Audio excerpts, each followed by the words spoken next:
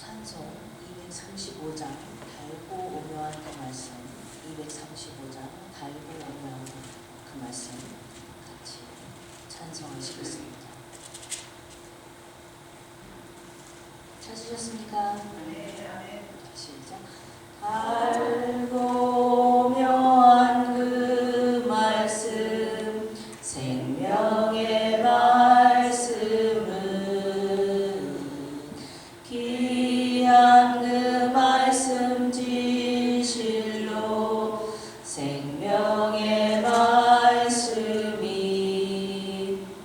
나의 귀와 믿음 밝히 보여주니 아름답고 귀한 말씀 생명샘이로다.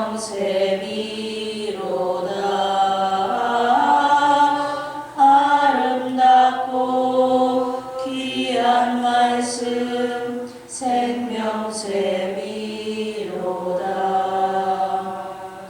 귀한 그 말씀 내 노래 제목이 되도다. 모든 사람의 복 주는 생명의 말씀을 값도 없이 받아 생명길을 가니 아름답고 귀한 말씀 생명샘이로다. 아름답고 귀한 말씀 생명샘이로다. 널리 울리고 퍼지는 생명의 말씀은 마음의 용서와 평안을 골고루 주나니 다만 예수 말씀 들어 복을 받네. 아름답고 귀한 말씀 생명샘이로다.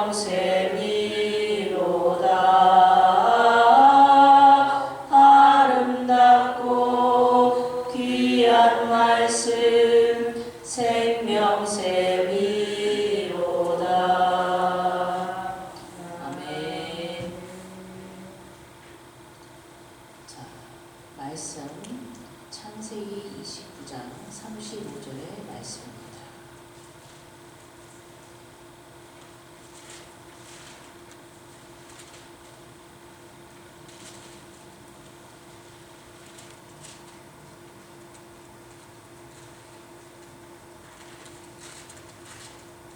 한 절밖에 안 됩니다. 같이 다 같이 공독하시죠. 시작. 그가 또 잉태하여 아들을 낳고 가로되 내가 이제는 여호와를 찬송하리로다 하고 이로 인하여 그가 그 이름을 유다라 하였고 그의 생산이 멈추었더라. 못 찾으셨어요? 아무것도 아니고. 29장 35절 찾으셨어요? 다시 한번 읽죠. 그가 또 잉태하여 아들을 낳고 가로되 내가 이제는 여호와를 찬송하리로다 하고 이로 인하여 그가 그 이름을 유다라 하였고 그의 생산이 멈추었더라. 아멘. 자, 여기 두 여자가 나옵니다. 레아와 라헬이죠. 야곱이 형으로부터 피해서 도망가가지고 우물에서 제일 처음 만난 게 라헬이에요. 가만히 보면 여기 그 중동, 고대 중동 지방에서는 이 우물이 만남의 장소인 것 같아요. 어저께 리브가도 우물에서 만났잖아요. 여기도 우물에서 만납니다. 나중에 보면 모세도 우물에서 만나요. 그죠? 자, 여기서 만났어. 근데 이 우물이 그 베르라는 우물이에요. 베르. 이거는 그 자연적으로 생긴 우물이 아니고 사람이 구멍을 파서 만들어진 우물이에요. 그래서 땅이나 바위에서 자연적으로 솟아나는 샘하고 달라서 이 수분이 증발할 수 있대요. 그래서 수분 증발이나 짐승이 거기 빠지는 것을 막기 위해서 우물 입구를 이렇게 막아놓는 거예요. 그러다 이제 사람들이 모이면 이제 그 뚜껑을 벗기고 같이 이제 물을 짐승들한테도 먹이고 이렇게 하는 것 같습니다. 그래서 여기서 라헬을 보고 첫눈에 반했어요. 첫눈에 반해서 이제 그 삼촌네서 일하면서 외가 쪽으로는 삼촌이에요, 그죠? 근데 이제 아버지 쪽으로 말하면 또 달라요. 촌수가 바뀌어요. 그죠? 근데 하여튼 여기서는 이제 외가 쪽으로 해서 사촌 사이입니다. 7년을 봉사를 합니다. 얼마나 그 라헬이 좋았는지 7년이 뭐 그냥 잠시 일한 것 같았대요. 근데 문제가 생겼어요. 잔치 후에 분명히 결혼잔치는 혼인잔치는 라헬하고 했는데 첫날 밤 지나고 나니까 옆에 레아가 누워있는 거예요. 네, 그래서 이렇게 난리가 납니다. 그랬더니 이 라반이 그러죠. 형보다 아우를 먼저 주는 것이 우리 집안에서는 하지 않는 바다. 사실 동양에서도 우리나라에서도 옛날에 그랬잖아요. 첫 딸이 시집을 가야 둘째 딸 시집을 가고 둘째 딸이 먼저 시집을 가면 사람들이 웅성웅성 하잖아요. 저쪽 첫 딸은 문제가 있어? 왜 동생을 먼저 시집 보는지 막 이렇게 하잖아요. 그러니까 이 중동 지방에서도 비슷한 그런 습성이 있었던 것 같습니다. 그치만 좀 너무한 것 같아. 근데 이건 아니지, 그죠? 그럼 미리미리 레아 짝을 만들어서 시집을 보내든지 했어야지. 자, 그래서 레아와 라헬은 한 부모 밑에서 자란 가장 가까운 자매 사이예요. 보면은 다른 자매도 없어. 형제들은 좀 있는 것 같은데 가장 친할 수 있는 사이인데 외주가 됐어요. 같이 시집을 가는 바람에. 레위기에서는 이것을 금했습니다. 투기하지 않도록 그 시스터를 같이 이렇게 취하는 일이 없도록 해라 이렇게 금했어요. 근데 레위기를 받기 전이니까 그러나 이거는 조금 굉장히 올바르지 않은 일 같습니다. 네. 하여튼 어떡하겠어. 이렇게 돼버렸는데. 그래서 그리고 이제 레아는 이제 여종을 실바로 두었고 라헬은 빌하라는 여종을 두었습니다. 근데 이제 문제는 이때부터 시작인 거예요. 사실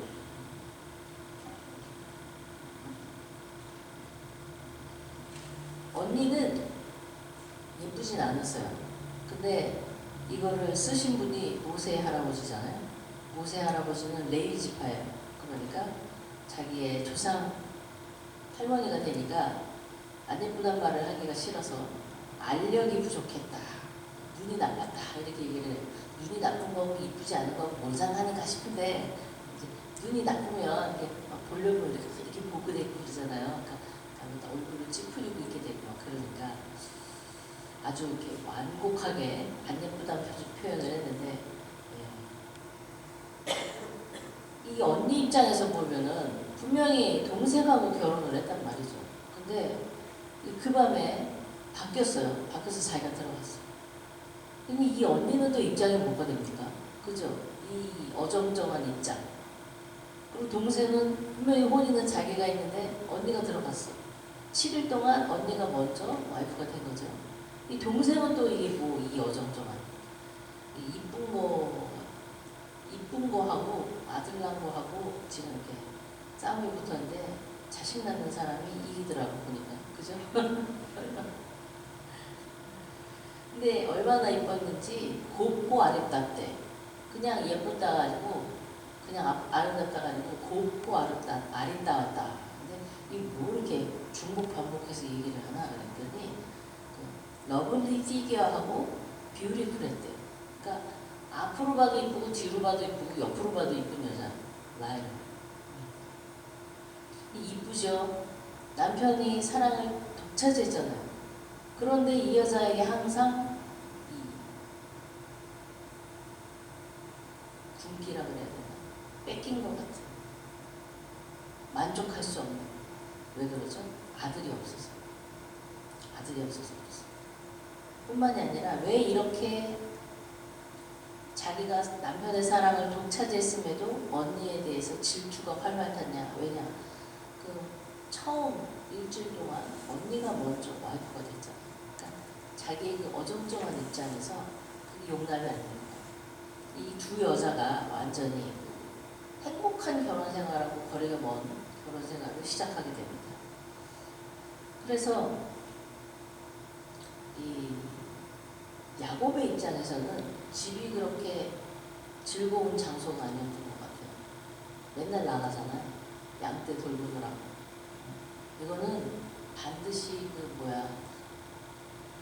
삼촌을 양들을 돌보기 위해서라기보다도 집에 들어오면 맨날 싸우니까 꽃들의 전쟁이야 집에 들어오면. 예. 근데 나중에는 라헬이 언니는 자꾸 애를 낳고 자기는 못 나니까 여종을 들여서라도 애를 낳죠. 그러니까 또 언니도 질세라 자기 여종을 들입니다. 그래서 원하지도 않았는데 와이프가 넷이 됐어요. 집안이 얼마나 시끄러운지 집에 들어오기가 싫을 것 같아요. 집에 들어오면 난 또 오늘은 어디 가서 자나 이렇게 되는 거죠. 네. 참. 근데 여기서 재밌는 게 레아도 남편을 사랑했죠. 남편을 사랑했는데 알죠? 자기 동생을 더 사랑했다는 사실을. 근데 편하게 사랑을 했던 것 같아. 와이프를 둘을 이렇게 얻게 됐으면, 표를 좀 덜 냈으면 이렇게까지 싸울 필요는 없을 텐데 이 레아는 너무 불쌍한 거야, 자기 입장에. 그죠? 근데 하나님이 보시기에도 불쌍할 정도로 불쌍했던 것 같아. 그래서 하나님께서 그의 태를 여셔서 아이가 생겼습니다. 르우벤이라고 이름을 쳤어요. 여기서는 주께서 나의 괴로움을 권고하셨으니 이제는 내 남편이 나를 사랑하리로다 하고 부드럽게 표현을 했어요. 근데 르우벤의 원뜻은 보라 아들이라 이런 뜻입니다. 아주 직설적이에요. 그리고 그 둘째를 낳습니다. 둘째는 낳고 시므온이라고 지었는데 주께서 들으셨다. 그리고 셋째는 레위예요. 레위를 아들 셋을 열에 줄로 낳았으니까 내 남편이 지금부터 나와 연합하리로다 라고 얘기를 합니다. 연합함이라는 뜻이에요. 근데 아니죠. 아니야. 그게 그렇게 안 되더라고 보니까. 그러니까 또 이제 마지막에 둘을 더 낳았습니다. 네 번째 유다를 낳습니다. 이 아들을 줄줄줄 낳다가 믿음으로 이렇게 나아가는 거 보면 이 여자는 복 있는 여자예요. 그죠? 복 있는 여자입니다. 이 자기가 의지할 때가 어딘지를 확실하게 깨달은 여자예요. 그래서 뭐라고 합니까? 유다라고 이름을 쳤습니다. 내가 이제는 주를 찬송하리로다. 내가 의지할 때는 주님밖에 없어. 이걸 깨달은 거예요. 사실 여러분들도 결혼 생활을 다 하셨지만 좋아서 결혼했죠. 근데 결혼 생활이 외롭다는 생각을 해본 적 없어요? 결혼 생활은 외롭습니다. 왜냐하면 나의 책임과 의무를 내 남편이 대신 짊어질 수 없어요. 물론 남편의 책임과 의무를 여자가 대신 져줄 수도 없겠죠. 아마 남자도 외로울 거예요. 그죠? 그러나 우리가 결혼 전과 결혼 후에 느껴지는 감정은 사뭇 다른 거예요. 그죠? 사랑해도 이런데 사랑하지 않으면 얼마나 그 결혼 생활이 쓸쓸하겠어요. 사랑받지 못하면 너무나 쓸쓸합니다. 여자는 이 사랑을 먹고 사는 그런 종류가 되는 것 같아서 남편의 사랑을 받아야 여러 가지로 얼굴이 펴요. 참 이 레아의 입장을 우리 하나님께서 굉장히 긍휼히 보셨던 것 같습니다. 그래서 이 레아는 남편으로 보다가 그 눈이 하나님께로 옮겼어요. 거기에 비해서 이 라헬은 자기가 남편의 사랑을 독차지하니까 하나님이 너 바랄 건 다 가졌잖아 이런 식으로 하셨는지 어쩐지 아이가 없었습니다. 그러니 속상한 거예요. 사랑을 받는데 저쪽은 아들을 자꾸 낳아. 그래서 너무 속상하니까 자기 여종을 들여보내서 단과 납달리 아들 둘을 얻습니다. 근데 이 단이라는 건 억울함을 푸셨다 하는 소리예요. 하나도 억울할 거 없어 솔직히 말해서. 그렇잖아요. 근데 억울하죠. 그리고 납달리 경쟁하여 이겼다 이 뜻입니다. 사실은 졌죠. 네. 뭘 이겨 자기는 하나도 못 나는데. 근데 하여튼 정신승리를 이렇게 했어요. 근데 이 여자는 상당히 그 안목의 정욕의 사람입니다. 그 이런 것에 비해서는 야곱과 상당히 코드가 맞습니다. 이 둘이. 그렇죠? 야곱도 눈에 좋은 걸 가지려 했고 이 라헬도 세상적인 거에 눈이 밝았어요. 아이를 못 낳으니까 바가지까지 긁죠. 막 바가지를 긁어. 나로 자식을 낳게 하라. 그렇지 아니하면 내가 죽겠노라 말이야. 바가지를 긁습니다. 그러니까 이 라헬을 사랑하는 야곱도 화를 냅니다. 내가 하나님을 대신하겠느냐 이렇게 화를 내죠. 그리고 이 욕심이 있어가지고 시집갈 때 진짜 웃기는 거예요. 아버지의 그 신상 드라빔을 훔칩니다. 그죠? 저도 딸이지만 좀 그런 것 같아요. 아무리 그래도 그렇지 뭘 훔쳐. 아마 금이나 은으로 만들었겠지. 그죠? 그걸 또 훔쳐갔어. 그리고 그러나 하나님이 또 불쌍하게 생각하셔가지고 아들을 하나 줬죠. 요셉. 요셉을 하나 낳았는데 그럼 감사해야 되잖아. 그죠? 그렇게 바라는 아들을 낳았으니까. 근데 이름이 요셉이야. 뭐죠? 내가 내게 더 하시기를 원하노라. 뜻입니다. 하나 더 달라 이거야. 낳자마자. 이렇게 욕심을 부리던 라헬은 평생 남편의 사랑을 받았지만 만족을 할 수 없었어요. 그리고 결국은 둘째를 낳다가 산모로 죽습니다. 그래서 베들레헴 길가에 장사돼요. 그죠? 그렇게 기록이 됩니다. 그런데 이 레아는 어떻습니까? 언제 죽었는지는 몰라요. 모르지만 창세기 49장 31절에 보면 야곱이 레아를 막벨라 밭의 소유 매장지에 묻은 것을 볼 수 있어요. 그래서 결국은 죽어서까지 레아가 야곱의 옆에 묻힌 거예요. 자, 우리가 우리 눈에 좋은 거를 볼 때 과연 이것이 하나님이 주시기를 원하시는 것이었나 우리가 생각해 볼 필요성이 있습니다. 라헬은 그런 생각을 하지 못했어요. 그렇죠? 야곱도 이때까지는 그런 생각을 하지 못했던 것 같습니다. 레아는 자기가 의지할 때가 어딘지 확실하게 깨닫게 됐어요. 말년에. 우리가 우리의 삶을 되돌아볼 때 이게 좋았는데 저게 좋았는데 쫓아가서 그게 이렇게 썩 좋았던 기억은 흔치 않은 것 같아요. 그죠? 그거 외에 하나님이 주신 것이 나의 평생에 복이 되는 것입니다. 우리가 여기 앉아 계신 분들이 이제 인생의 그 전반부가 아니라 살짝 후반부에 들어가 계시잖아요. 그러니까 이제는 그 살면서 깨달음이 오죠. 그죠? 야, 하나님이 해주신 거 말고는 진짜 별로 우리에게 복되는 것이 없구나. 우리 쌍둥이가 그 이제 있는 곳에서 교육을 시키는 프로그램이 있어요. 그래갖고 교사가 이렇게 오거든요. 지금도 오는데 처음에 이제 누가 왔었어요. 그 뭐라 지 행동 그 티칭하는 선생님이 이렇게 오는데 처음에는 왔는데 그 사람이 어떤 사람인지도 모르겠고 막 이러니까 조금 뭐랄까 엄마 입장에서 불안한 마음으로 바라봤었거든요. 그러니까 내가 원한 것도 아니고 요구한 것도 아닌데 그냥 이렇게 된 거예요. 근데 이 사람이 참 잘해요. 거기다가 나름대로의 소명감도 갖고 일을 하더라고요. 부모의 엄마가 이런 쪽으로 일을 했을 때요. 학교 선생님이었잖아요. 그러니까 어려서 이런 환경을 보고 자라서 거기에 대해서 소명감이 있어요. 굉장히 헌신적으로 일을 하더라고요. 내가 생각하지 않았어도 하나님께서 살펴주시는구나.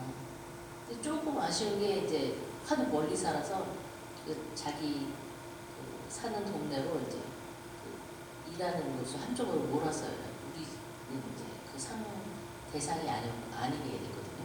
다른 사람이 왔는데 이 사람도 하나님께서 보내준 사람이라고 믿습니다. 지금은 모르겠어요. 한두 번밖에 못 봐서. 그러나 아마 이 사람도 잘할 거라고 생각을 합니다. 네. 우리는 잘 몰라요. 그죠? 우리가 피츠버그에 딱 떨어졌을 때 제일 처음에 우리가 도대체 왜 피츠버그에 왔을까? 그런 생각을 여러 번 했었어요. 왜냐면은 뉴욕에서 하던 사역이 잘 되고 있었거든요. 왜 피츠버그까지 왔을까? 가나다에서 왔는데 보니까 쌍둥이 때문에 여기로 온 것 같아요. 이 미국의 이 펜실베니아주, 특히 피츠버그가 이런 시설이 제일 잘 돼 있대요. 프로그램이라든가 이렇게 제일 잘 돼 있대요. 우리 쌍둥이가 다녔던 학교가 이 펜실베니아주에서는 베스트라고. 그리고 그 아티즘 자녀가 있는 사람들은 막 번호를 가지고 기다리고 있대요. 국민학교 처음 들어갔던 그 학교가. 왜냐면 그 정원수가 있기 때문에 얼마 딱 받고 더 이상 안 받는 거예요. 근데 우리는 쌍둥이라는 애들이 쌍둥이를 다 받을 수 있을지 모르겠다 처음에 학교 들어갈 때 그랬거든요. 근데 쌍둥이 들어갔어요. 둘 다 쉽게. 그래서 쌍둥이를 들여보내고 학교를 가봤는데 선생님이 더 많아 반에 학생보다.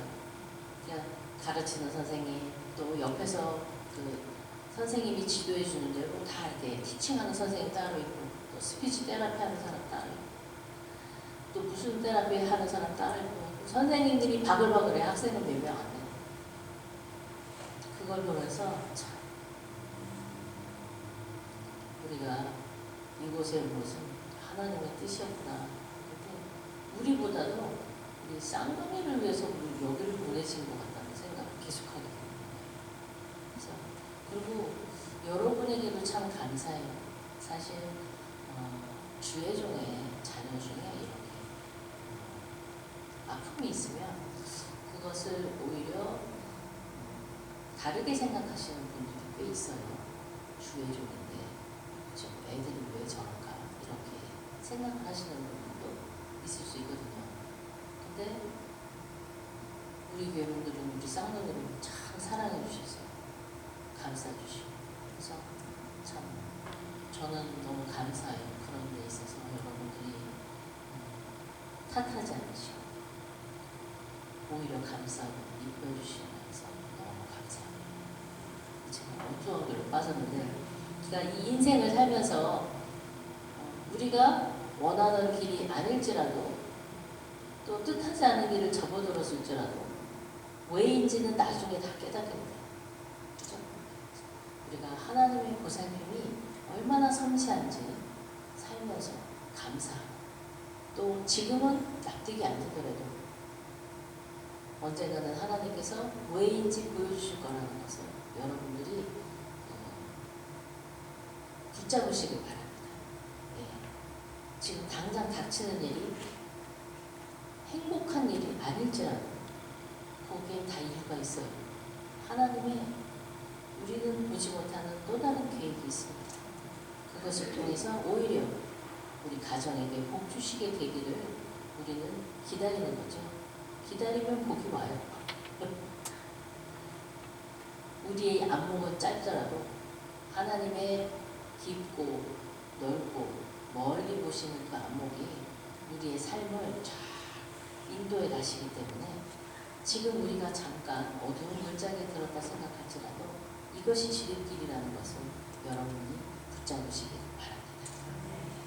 지금 마이크 목사님하고 또 우리 목사님하고 이제 시간을 나눠서 계속 강의를 하시는데 여러분 계속 기도해 주십시오.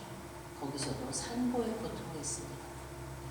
새 생명의 놀라운 탄생이 있도록 여러분들 기도해 주시고 성령 살에 받을 수 있도록 기도해 주시기 바랍니다. 자, 다 같이 기도하겠습니다.